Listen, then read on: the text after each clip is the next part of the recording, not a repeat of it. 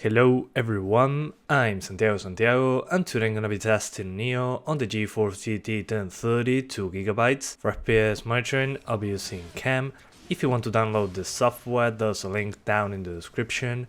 And if you enjoy the content and want to support the channel directly, there are Humble and Amazon affiliate links down in the description as well. So Nioh, I'll be doing 1080p, 900p and 720p. To skip none of those sections of the video, check the description below. So well, first of all, I'll show you 1080p using the overclock GT 1030. That means I added around 240 MHz to the core and 430 MHz to the memory clock.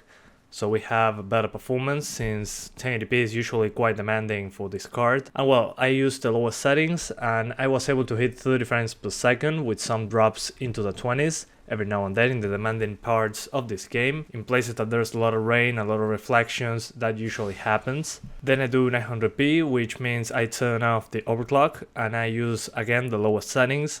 And it's a much more stable game. You'll see that I stay over 30 frames per second much more often on 1080p. And finally at 720p, again the GT 1030's overclock is disabled. And I crank up shadows from off to medium and I turn on dynamic reflections, the rest is pretty much turned off. And that was enough to be over 30 frames per second the majority of the time.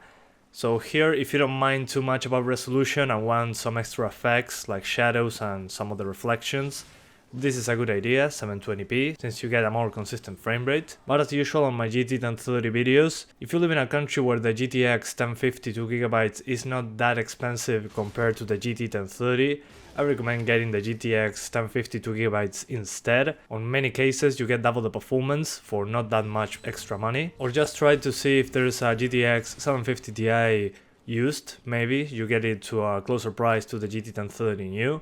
That's usually a good idea as well.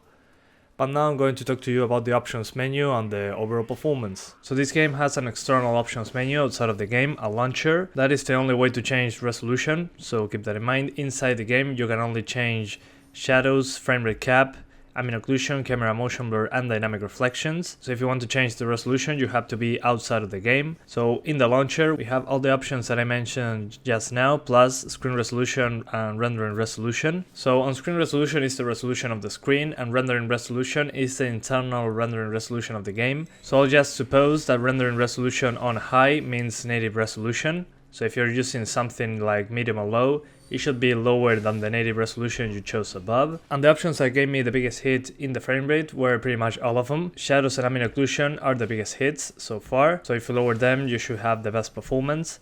Dynamic reflections was a smaller hit, but it's still noticeable, and camera motion blur was just annoying to my eyes, but it was also a small hit. So I recommend you just experiment with that. And for some reason shadows on low run worse than shadows on medium, so I recommend if you're lowering shadows, use medium shadows or turn them off, because low shadows just runs worse for some reason. It just seems to be a bug. And my testing methodology was first to show you the first level of the game, where there's a castle, it's raining, there are a few enemies on screen, there are particles, all that kind of stuff. For some reason that's what ran the worst for me. And then I went into a bigger area of the game. There is fire, there is water, there are more enemies on screen, there is some foliage.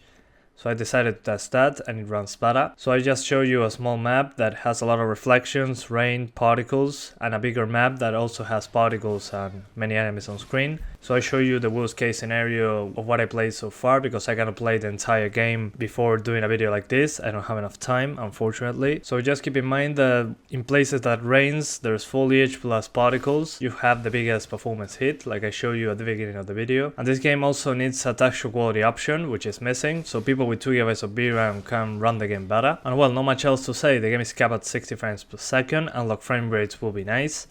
And on the CPU side, it seems to just stutter when I'm switching between areas. The CPU sometimes spikes to 100% and then goes down again. So it seems to be just when it's loading new assets in between areas.